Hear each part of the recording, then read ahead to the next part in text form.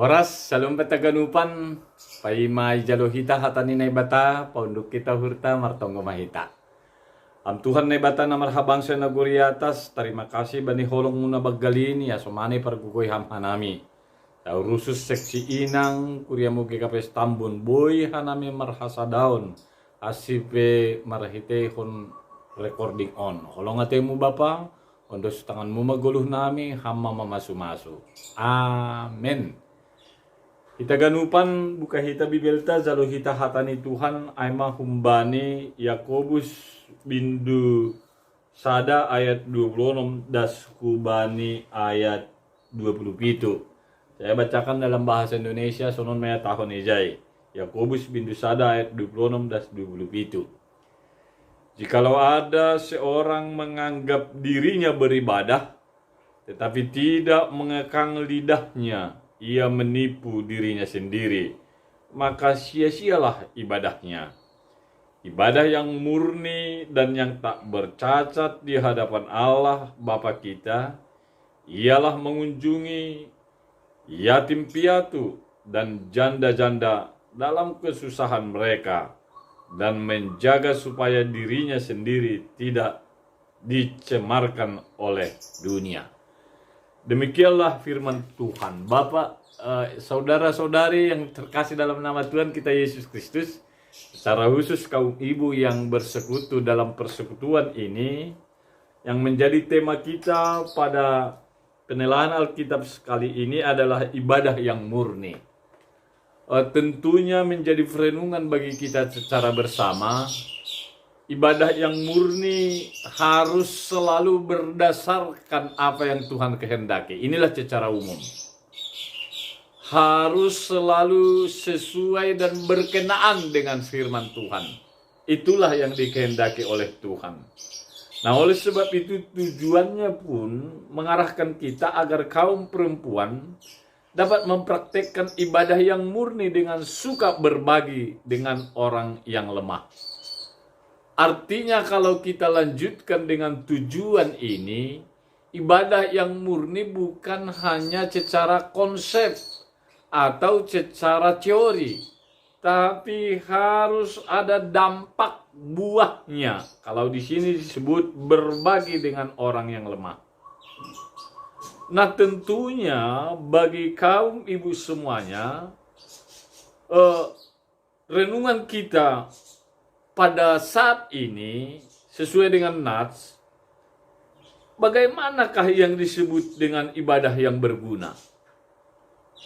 Nah, ini dia ya. Bagaimanakah yang disebut dengan ibadah yang berguna? Rupanya tidak semua kegiatan ataupun tindakan-tindakan kerohanian kita berguna jika. Nah, ini dia, jika.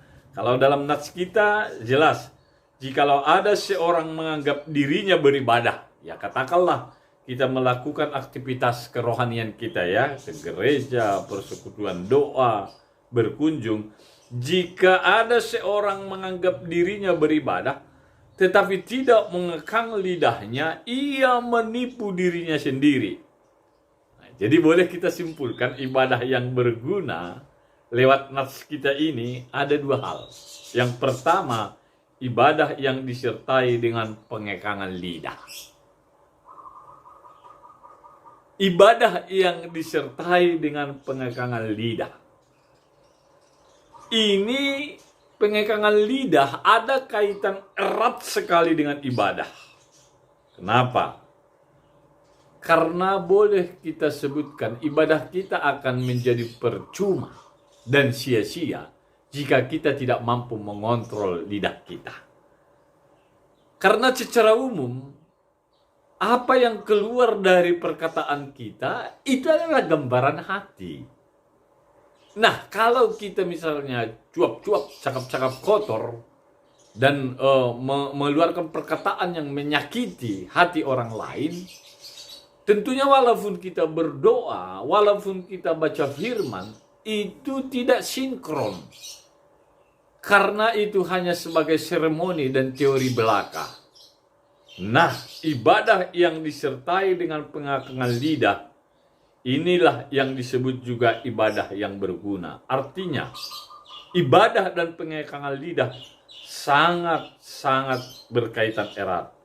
Lidah harus dikontrol, tapi bukan hanya membatasi perkataan ya. Ya, namanya memuji Tuhan tentu memakai mulut dan lidah ya. Bukan itu artinya.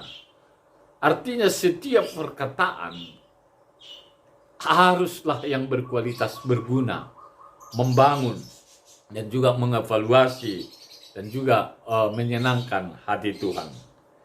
Jika kita tidak mengekang lidah, ini sama dengan berbohong pada diri sendiri. Nah, lebih baik sedikit berkata-kata, banyak bicara nih. Ada istilah seperti itu ya. Artinya, jika lidah tidak dapat dikekang, berarti kita membohongi diri kita sendiri. Katanya kita orang beribadah, tapi di sana sini perkataan menyakiti orang lain. Kan berbohong pada diri kita sendiri. Katanya kita memuji Tuhan, tapi di sisi lain kata-kata kita adalah mengutuk dan menghina orang lain. Itu sebenarnya berbohong. Tidak jujur sebenarnya di hadapan Tuhan. Nah, oleh sebab itu, dalam tujuan tadi disebut, agar kaum perempuan dapat mempraktekkan ibadah yang murni. Tentunya dengan suka berbagi. Artinya, apa yang kita perkatakan, kalau boleh, itu juga yang kita lakukan. Nah, inilah dalam tindakan-tindakan nyata. Maka pasti berdampak. Itulah ibadah yang murni dan ibadah yang berguna. Baru ibadah yang berguna itu ditandai dengan, kalau yang kedua, yang pertama yang disertai dengan pengekangan lidah, yang kedua ibadah yang disertai dengan tindakan yang benar. Ini tindakan yang benar ya. Nah, tindakan yang benar dilanjutkan dalam nats kita. Ibadah yang murni yang tidak bercacat di hadapan Allah Bapa kita ialah mengunjungi yatim piatu dan janda-janda dalam kesusahan mereka dan menjaga supaya dirinya sendiri tidak dicemarkan oleh dunia. Bisa kita simpulkan, ibadah yang berguna, ibadah yang murni harus disertai dengan tindakan yang benar. Karena banyak juga tindakan-tindakan kalau porosnya hanya dari orientasi diri kita sendiri belum tentu benar, belum tentu berguna bagi orang lain. Nah, kalau yang disebut di sini ibadah yang berguna, ibadah yang disertai tindakan yang benar. Ya, yang itu artinya tidak dicampuri atau diaduk dengan motivasi yang lain. Ya, kalau beribadah, ya beribadahlah dengan baik dan tulus. Kalau melakukan yang baik, ya jangan ada motivasi-motivasi yang lain. Nah, itu maksudnya ya. Inilah disebut dengan tindakan yang benar. Tidak dicampuri dengan motif-motif yang lain. Tetapi dengan tindakan yang nyata.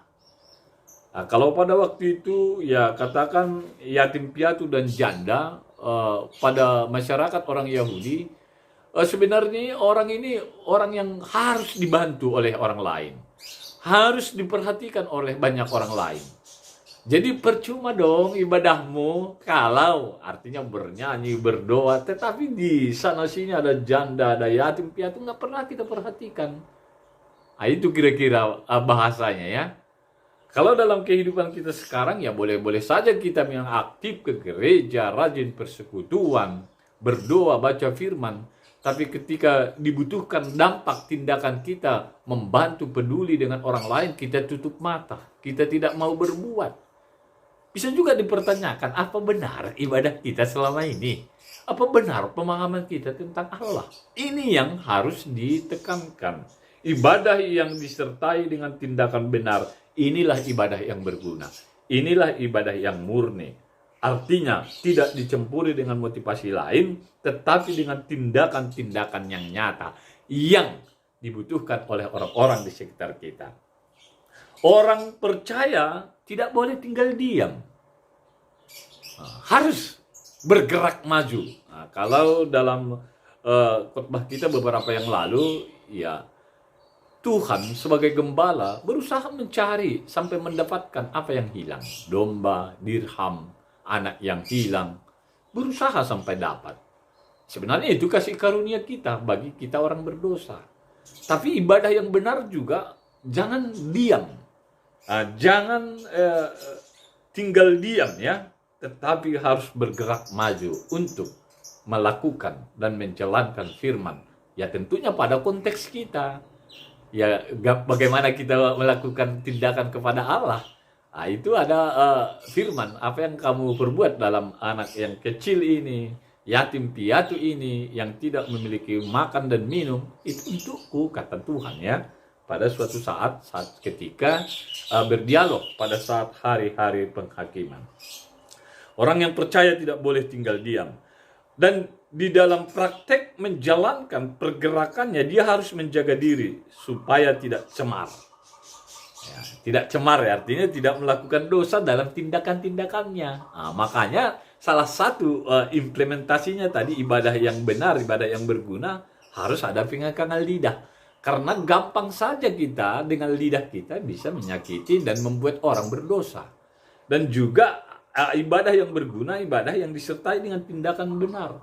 Artinya bukan hanya teori memuji Tuhan sambil menangis dan tunduk kepala sampai berjam-jam, ketika ada tindakan-tindakan nyata kita absen di sana. Ini harus ditantang ya, menjaga diri supaya tidak cemar. Artinya harus menyeimbangkan katakan perkataan dan tindakan. Dan juga tindakan itu harus berporos dengan kebenaran firman Tuhan. Nah, oleh sebab itu bagi kita yang harus ditantang saat ini, khususnya kaum ibu, harus rajin beribadah. Harus rajin beribadah. Dan harus juga peduli dengan orang lemah. Inilah ibadah yang penting. Rajin beribadah artinya belajar firman, memuji Tuhan. Tentunya di sana sudah ada pengekangan lidah. Sudah ada di sana artinya tindakan-tindakan yang mampu mengatasi dan membangun orang-orang di sekitar. Ini ibadah yang berguna, ibadah yang penting. Tapi itu semua sia-sia. Dengan gampang ya. Kalau kita lihat dalam ayat 26, jika ada seorang menganggap dirinya beribadah, dalam tanda kutip, kita telah melakukan semua rutinitas ibadah ya. Tapi itu semua sia-sia jika kita banyak berkata-kata yang tidak benar. Kalau di sini disebut, tetapi tidak mengekang lidahnya, ia menipu dirinya sendiri.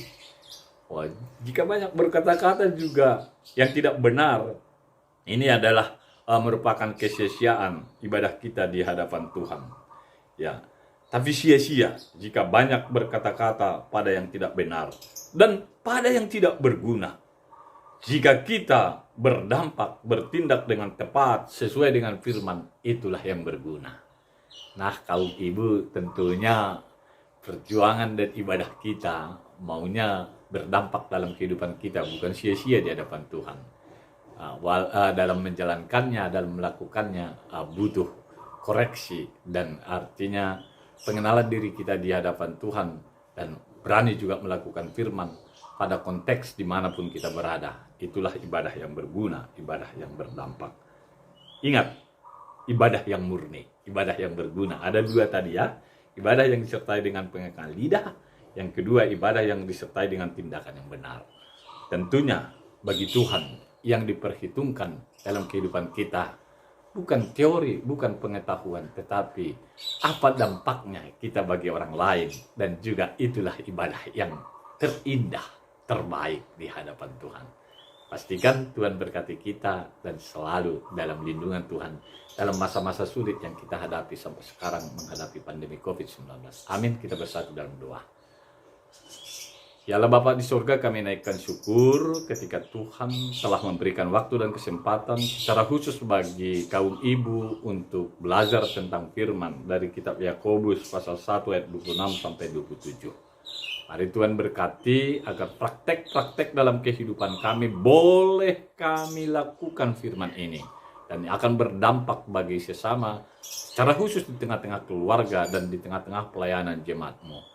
Bapa di surga, Engkau melihat pergumulan seksi inang dalam perjalanan kehidupan kesehariannya, di rumah tangga, di dalam membimbing anak, di dalam mengelola berkat-berkat Tuhan lewat keuangan, dan juga di dalam interaksi tengah-tengah lingkungan. Di dalam nama Tuhan Yesus Kristus, mari Tuhan sertai, mari Tuhan berkati, agar para kaum ibu ini selalu ulet dan selalu bertindak sesuai dengan iman dan pengharapannya. Dan akhirnya kami harapkan mereka menang bersama-sama dengan Tuhan. Inilah kami Tuhan, inilah doa kami yang tidak sempurna ini. Kami yakin dan percaya ketika ini kami sampaikan dalam roh dan kebenaran firman Tuhan, dan keyakinan akan kuasa Tuhan, dan penyerahan diri seutuhnya kepada Tuhan, maka Tuhan akan bertindak dan memberkati kami. Dalam nama Tuhan Yesus Kristus kami berdoa dan mengucap syukur.